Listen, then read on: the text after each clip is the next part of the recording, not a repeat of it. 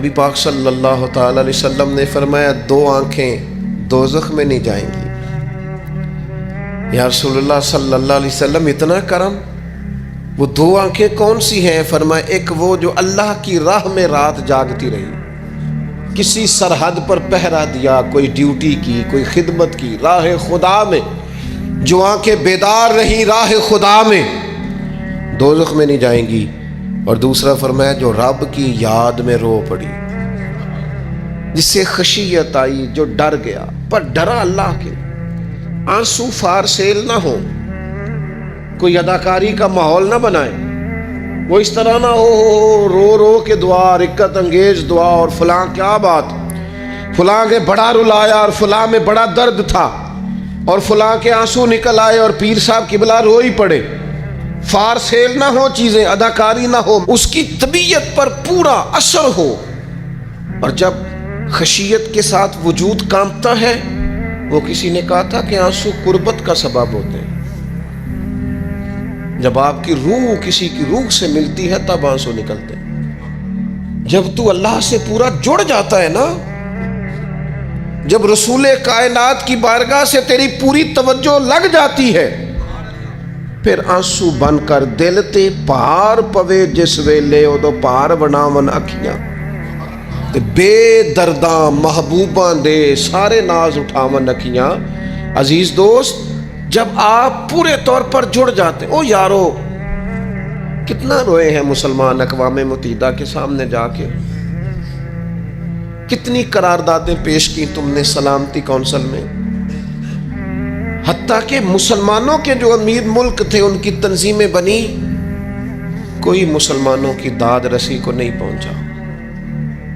میری کو بہت لمبی عمر تو نہیں ہے، پر میں نے برما میں مسلمانوں کے کٹتے ہوئے حالات دیکھے، خبریں آئیں، ہم نے دیکھی، کٹتے اور سسکتے مسلمان ہم نے دیکھے۔ ہم نے دیکھا لیبیا پہ حملہ ہوا اور ٹوٹ گیا سارا ملک۔ میں نے وہ منظر دیکھا جب غوث پاک کے بغداد میں بمب گرے۔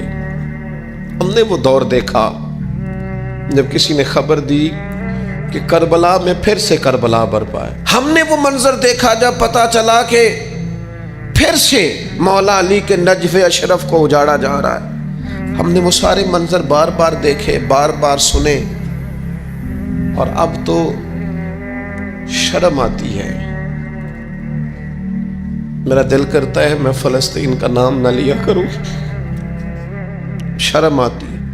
یہ کوئی ہماری تقریروں کے موضوع ہیں؟ یہ کوئی ہمارے کالم لکھنے کے عنوان ہیں؟ یہ کوئی ہمارے موبائل پہ لگانے کے سٹیٹس ہیں؟ یہ تو شرم سے مر جانے کا مقام ہے۔ یہ کوئی گردنیں اٹھا کے بات کرنے والی بات ہے؟ یہ موبائل پہ ایک دوسرے کو ویڈیو دکھانے کا منظر ہے؟ رمضانوں میں، شاموں میں اپنے اپنے بچوں کو سینوں سے لگا کے افطاریاں کرانے والوں، اور بچوں سے پوچھنے والوں کہ پتر تو کی کھانا ہے، اس سے پوچھ لے اس کی مرضی کیا ہے۔ تمہیں پتہ ہے فلسطین کی بیٹیاں بھی سیدہ ختیجۃ الکبریٰ کی بیٹیاں ہیں، وہ مومنوں کی مائیں ہیں تو ان کی بھی تو مائیں ہیں نا۔ فلسطین کی بہنیں بھی صبح قیامت حضرت فاطمہ کے پلو میں پناہ لیں گی۔ نبی پاک صلی اللہ تعالی علیہ وسلم نے فرمایا من اذا مسلمن فقد اذانی۔ میں کیسے وہ بات آپ کے دلوں تک اتاروں کہ حضور نے فرمایا جب میرے مسلمان کو تکلیف ہوتی ہے تو مجھے تکلیف ہوتی ہے، مجھے درد ہوتا ہے۔ اس رسول کی امت جو کافروں کی رسیاں زور سے باندھی جائیں تو حضور فرمائیں ڈھیلی کر دو، یہ ہائے ہائے کرتے ہیں تو مجھے نیند نہیں آتی۔ اگر بدر میں قیدی بنا کے لایا گیا کافر ہائے ہائے کرے تو حضور کو نیند نہیں آتی، تو مجھے بتاؤ کہ فلسطین کی بیٹیاں ہائے ہائے کرتی ہیں تو گنبد خضرا میں محبوب کو آرام ہے؟ میرے عزیز، بے حسی کی زندگی، چھوٹے موٹے بیانات، تو بھی کہہ دے تھوڑا سا فلانے کا بیان نہیں آیا، کیا کرنا ہے بیان دے کے، کیا بات کرنی ہے تذکرہ کر کے؟ دوستو آؤ، رو کے دیکھ لیا ساری دنیا کے سامنے، کچھ رب کے سامنے رو کے نہ دیکھ لے؟ اب اسے کہے نا، اب حضور کی بارگاہ میں عرض کر کے نہ دیکھ لے کہ تجھ سے فریاد ہے، اے گنبد خضرا والے، اب کعبے والوں کو ستاتے ہیں کلیسا والے، اور کی اگر تو نے کوئی نہیں پھر ہمیں تانا دیں گے بت کہ مسلم کا خدا کوئی نہیں۔ اب اللہ رسول کی بارگاہ کی طرف رجوع نہ کر لیں، اب چھوڑ نہ دیں سیاستدانوں کے گلے، اب چھوڑ نہ دیں دنیا اقوام متحدہ کی بات اور سلامتی کونسل کی بات، اب اپنے اللہ کی جانب رجوع نہ کریں۔ دیکھو نا، نبی پاک صلی اللہ تعالی علیہ وسلم نے ہمیں فرمایا تمہارے آنسو قدر والے ہیں، رب رسول کی بارگاہ میں بہانا، ان کو ضائع نہ کرنا۔ عزیز بھائیو، یہ آنسو جو اللہ رسول کی بارگاہ کی طرف بہتے ہیں، یہ اللہ کی رحمت کو متوجہ کرتے ہیں، یہ مالک کریم کے کرم کو مائل کرتے ہیں۔ ہمارا مسلح آباد ہونا چاہیے۔ وہ مجھے ایک دوست کہنے لگے صرف دعا کریں فلسطین کے لیے، آپ نے کہا جم کے دعا کریں، صرف دعا کرنے سے کیا ہوتا ہے؟ میں نے کہا دعا کرنے سے پہاڑ ہل جاتے ہیں اپنی جگہ سے۔ میرے رسول پاک رات کو دعا کریں تو صبح فاروق اعظم جیسے لوگ آ جاتے ہیں دین اسلام۔ نبی پاک علیہ السلام رات دعا کریں نا، دعا، اور بدر کی رات حضور دعا کریں تو اللہ 7,000 فرشتوں کو بھیج دیتا ہے مسلمانوں کی مدد کے لیے۔ صحابہ فرماتے ہیں میدان بدر میں ہم کسی کو قتل کرنا چاہتے تھے، لیکن اس کی گردن پہلے سے کٹ کے گر جاتی تھی، فرشتے آئے ہوئے تھے۔